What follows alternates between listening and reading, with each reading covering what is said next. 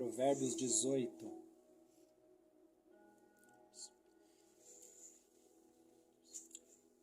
Primeiro versículo e o último versículo de Provérbios 18. Diz assim, Provérbios 18:1. O solitário busca o seu próprio interesse,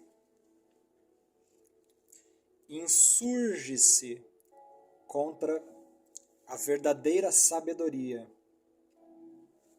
Agora o versículo 24 de Provérbios 18 diz assim: um homem que tem amigos deve mostrar-se amigável,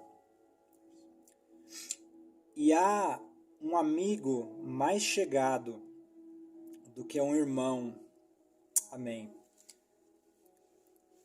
Até aqui. Glória a Deus. Eu quero começar aqui no primeiro versículo. Eu acho esse versículo muito interessante.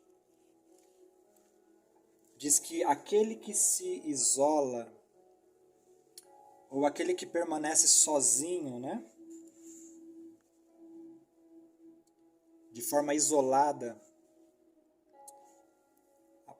Esse versículo diz que essa pessoa procura os seus próprios interesses. Em outras versões, aqui poderia ser o seu próprio desejo. E essa pessoa se insurge contra a verdadeira sabedoria. Esse é o primeiro ponto. Deus não quer que nós venhamos a viver uma vida isolada. Aquele que se isola procura os seus próprios interesses e se insurge contra a verdadeira sabedoria. Porém, existe um porém aqui, irmãos. O Senhor também não quer que você viva em qualquer tipo de relacionamento. O Senhor não quer que você esteja conectado a qualquer tipo de relacionamento ou a qualquer tipo de amizade ou a qualquer tipo de conexão. Existem conexões, amizades, pessoas que é melhor você não estar conectado, que é melhor você não participar, né? O Salmo 1, por exemplo, diz para você não se assentar na mesa ou na roda dos escarnecedores, para você não escutar o conselho do ímpio. Então, nesse sentido, é melhor você estar sozinho do que estar com os ímpios. É melhor você estar sozinho do que você estar assentado na mesa dos escarnecedores. Muitas vezes, os homens de Deus, os profetas, precisaram se isolar. O próprio Senhor Jesus, ele ficou 40 dias no deserto. E ele permaneceu solitário, em jejum, em oração. O próprio Moisés subiu algumas vezes aquela montanha e ficou sozinho. Ou João Batista, que muitas vezes em consagração permaneceu com o Senhor. Ele já não estava isolado, né? Porque ele já estava com o Senhor. Ele estava imerso na realidade de Deus. Ele estava desfrutando de um relacionamento com Deus. Porém, o Senhor também quer que nós tenhamos conexões, amizades e vivamos em unidade. Não é bom que o homem viva só. Foi o que o Senhor falou.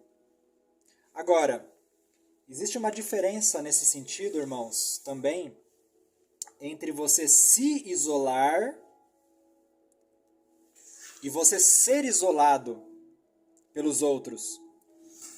Muitas vezes na minha vida, na minha jornada com o Senhor, eu procurei amigos, eu procurei pessoas, eu quis ter relacionamentos, mas simplesmente essas pessoas me isolaram. Elas não queriam ter um relacionamento comigo. Elas me separaram delas, elas me rejeitaram. E muitas vezes eu procurava, insistia, e eu percebia que não tinha como, não dava certo. Porque eu sabia que Deus tinha um propósito comigo. E às vezes eu me esforçava para estar dentro de alguns grupos, dentro de alguns contextos, mas eu percebia que o próprio Senhor não permitia, o próprio Senhor não deixava. Existe uma diferença, então, de você se isolar por causa de interesses egoístas, se fechando, né, no seu próprio mundo, você ser isolado pelos outros. Isso é muito interessante porque você vê isso na vida de Davi. O rei Davi, quando o profeta Samuel aparece na casa dele, e o profeta Samuel vai até Davi e ele vai para ungir o rei. E aí começam a vir os filhos de Jessé na mesa, era uma reunião da família, eles estavam ao redor da mesa, estava toda a família ali, os filhos, o próprio Jessé, e eles iriam comer aquela refeição e Davi não estava ali. E o profeta Samuel então começa a olhar aqueles irmãos de Davi, procurando quem seria o rei de Israel. Vem, acho que Eliabe é o mais velho, vem os outros. Samuel até fica confundido, achando que seria um deles. Mas o Senhor falava, não é este, nenhum desses, não é nenhum desses. E aí Samuel chega ao ponto de perguntar para Jessé, mas não existe mais nenhum filho?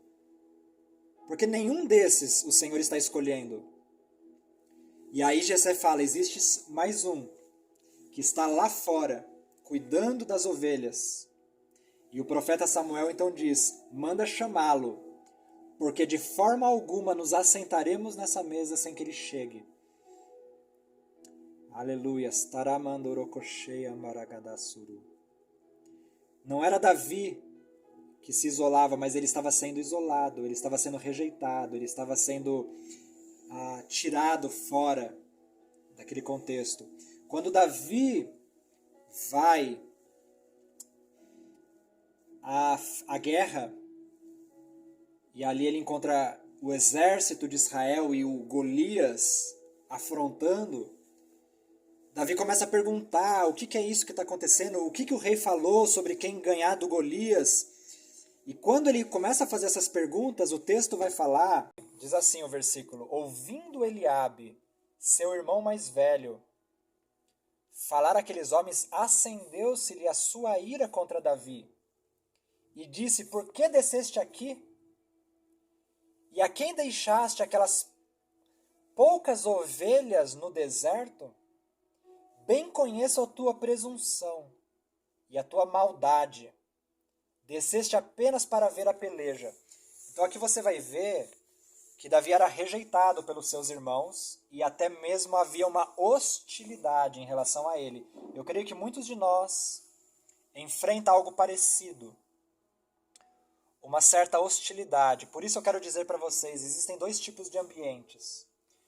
Irmãos, existe o ambiente de comunhão, ou um ambiente de conectividade poderosa, e existe um ambiente tóxico. Existem esses dois ambientes. E nós precisamos discernir isso. O que é um ambiente para nós? O que é um ambiente que o Senhor está nos inserindo de comunhão, de conexão? E o que é um ambiente tóxico, que está nos destruindo, que está fazendo mal para nós? Como identificar isso? Veja bem, algumas pistas, né? Um ambiente, irmãos, de comunhão, um ambiente de Deus, que Deus preparou, gerou para nós, esse é um ambiente de honra. esse é um dos principais sinais. Um ambiente saudável é um ambiente de honra. Então você precisa perceber isso sobre as suas amizades, sobre os seus relacionamentos. Aonde é o local aonde você tem honra? Aonde as pessoas valorizam você. Elas valorizam quem você é. Então, um ambiente de comunhão, de conectividade poderoso é um ambiente de honra. É um ambiente, irmãos, onde você é celebrado. Se você chega num lugar e as pessoas não celebram a sua vida, as pessoas, pelo contrário, torcem o nariz, viram a cara, esse ambiente ele é um ambiente tóxico para você. Um ambiente de comunhão é um ambiente onde as pessoas amam a sua essência. Elas amam quem você é. Elas aprenderam a te amar por quem você é. Então você não é mais descartável.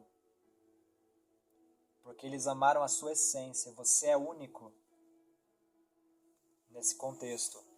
E é um contexto, irmãos, que respeita a sua individualidade, que respeita a sua liberdade, ok?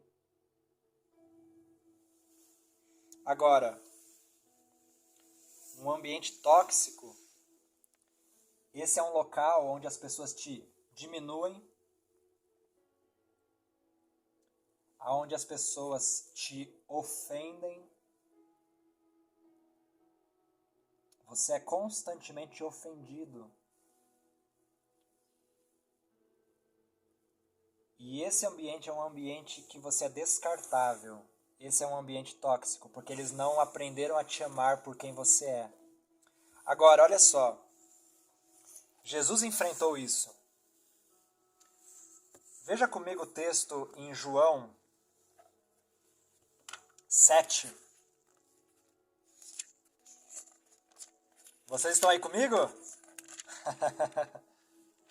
Glória a Deus. Estão comigo? Eu não estou isolado, né? Esse é um ambiente bom para mim? Amém, amém, aleluia. Glória a Deus, glória a Deus, glória a Deus. João 7.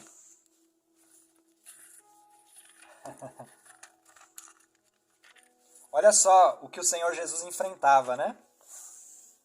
Depois dessas coisas, Jesus andava pela Galileia, porque ele não queria andar pela Judéia, pois os judeus procuravam matá-lo. Ora, estava próxima a festa dos tabernáculos dos judeus. É mais ou menos essa época que nós estamos agora, próximos a tabernáculos. Portanto, seus irmãos disseram-lhe: parte daqui e vai para a Judéia, porque também os teus discípulos vejam as obras que tu fazes. Porque não há homem que faça coisa alguma em secreto e que procure ser conhecido publicamente. Se tu fazes essas coisas, mostra-se ao mundo. Versículo 5. Porque nem seus irmãos acreditavam nele. Então disse-lhes Jesus: ainda não é chegado o meu tempo, mas o vosso tempo sempre está pronto. Olha só, irmãos, o Senhor Jesus, ele estava entre os seus irmãos, entre a família dele, e nem mesmo a sua família acreditava nele. Nem mesmo a sua família acreditava em Jesus. Existe uma outra passagem que eles foram procurar Jesus, diz que a mãe de Jesus, os irmãos de Jesus foram procurar Jesus e eles falavam, os irmãos eu acho que falavam, os irmãos falavam assim a respeito de Jesus, eles diziam que Jesus estava fora de si, eles falavam, ele está fora de si, e queriam, é como se trazer Jesus à força, Porque eles não aceitavam o ministério de Jesus, eles não aceitavam a mensagem de Jesus, eles não aceitavam quem o Senhor Jesus era. Aquele local era um ambiente hostil para Jesus. Tanto é que Jesus depois responde: diga para eles, eis aqui, aí ele fala assim, eis aqui os meus irmãos, eis aqui a minha mãe, eis aqui a minha família.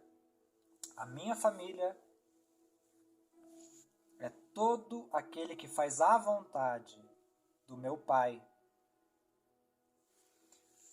Abraão também estava dentro de um contexto, irmãos, tão hostil, e o Senhor falou para ele: saia da sua casa, da casa do seu pai, saia dessa cidade e vá para o lugar que eu te mostrarei. Porque existem situações, irmãos, que até foram boas por um tempo. É como o útero de uma mulher.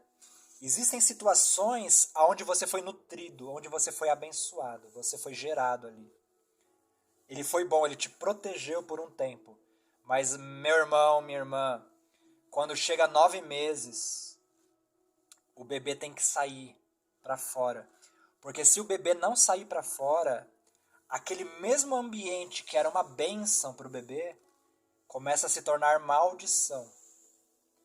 Porque já não é mais o tempo dele estar ali, o bebê precisa sair, senão aquele mesmo ambiente vai matar o bebê. Ok? Então vamos lá.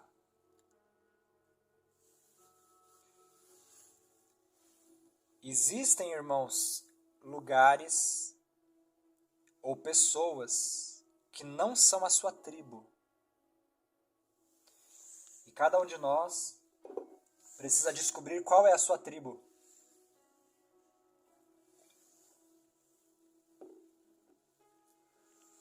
Qual é a sua tribo? Você é da tribo do leão de Judá? Você é da tribo das águias que voam ao alto, que renovam as suas forças?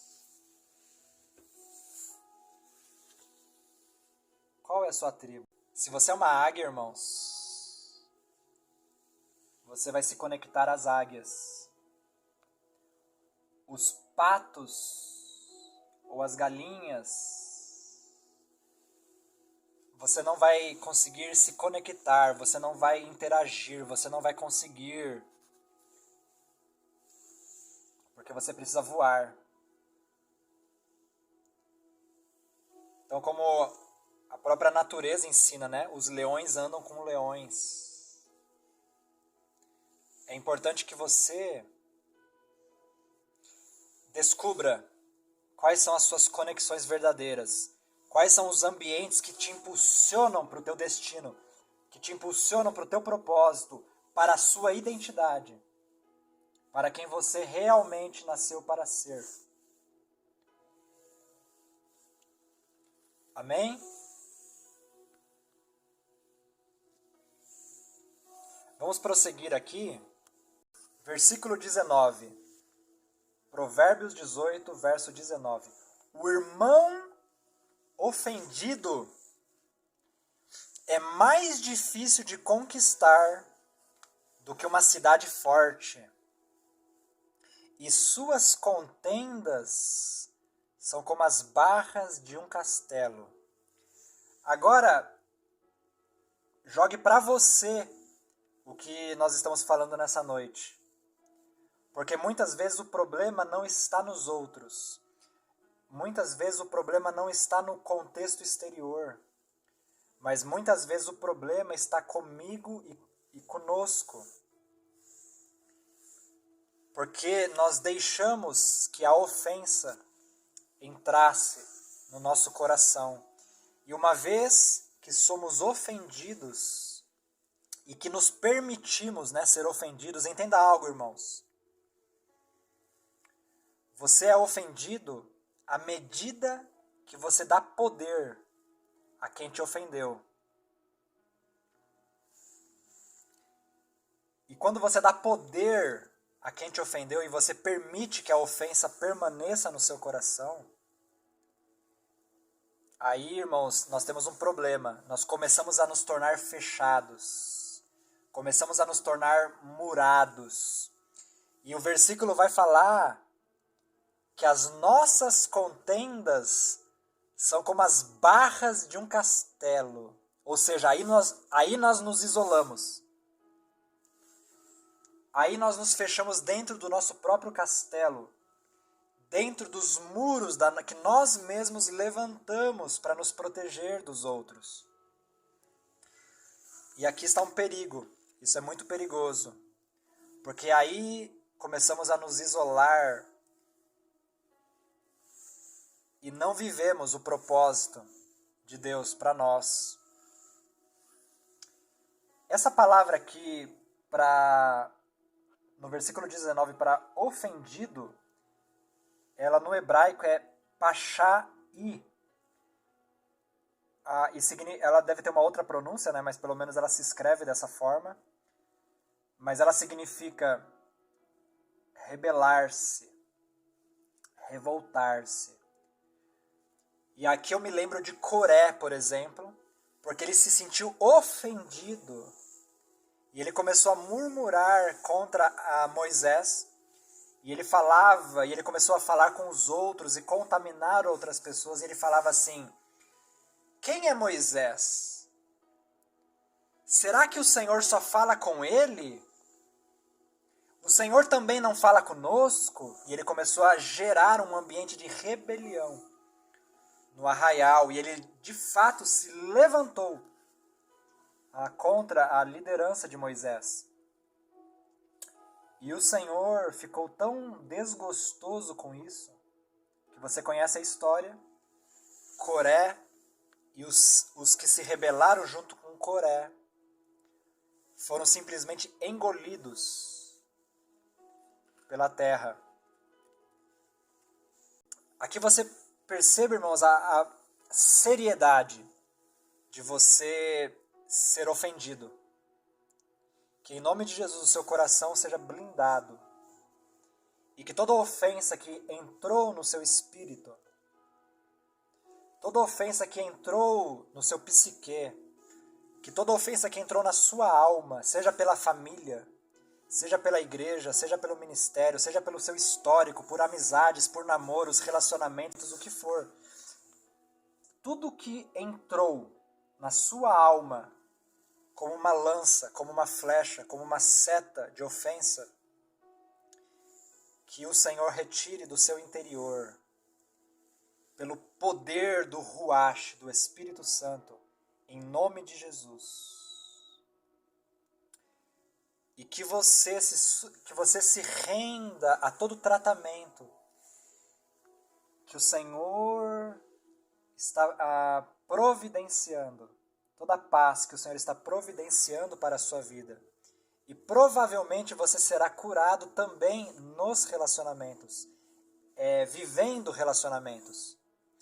Então olha só, o Senhor deseja, irmãos, que nós sejamos pessoas que tenhamos cuidado sim com as nossas conexões, mas que não estejamos fechados, porque nós confiamos em Deus. É Ele quem é a nossa torre forte, é Ele quem é o nosso refúgio, é Ele quem nos dá estrutura para caminharmos nos relacionamentos de uma forma saudável. E agora o versículo 24 diz assim: um homem que tem amigos deve mostrar-se amigável. E há um amigo mais chegado do que um irmão. Eu creio, irmãos, que nesse tempo o Senhor está preparando para você, para mim, amigos. Eu preguei sobre duplas, né? Recentemente, onde eu falei sobre Jonas e o escudeiro. Eu acredito que o Senhor está te colando. Essa palavra aqui, chegado, mais chegado que um irmão, essa palavra chegado é da Beck. ou Dalbec, que significa aderindo. A Bruna até orou algo parecido, ela disse grudar, essa palavra significa grudado. E ela falou, nós queremos que você grude em nós, Jesus, queremos estar grudados com Jesus. Nós nesse tempo, irmãos, seremos curados estando grudados em Jesus, e Jesus grudado em nós, o Espírito Santo em nós como um mel maravilhoso, que traz doçura, removendo toda a amargura, e nós também seremos curados dentro da comunhão, dentro da santidade da igreja, dentro do ambiente poderoso de conectividade. Amém?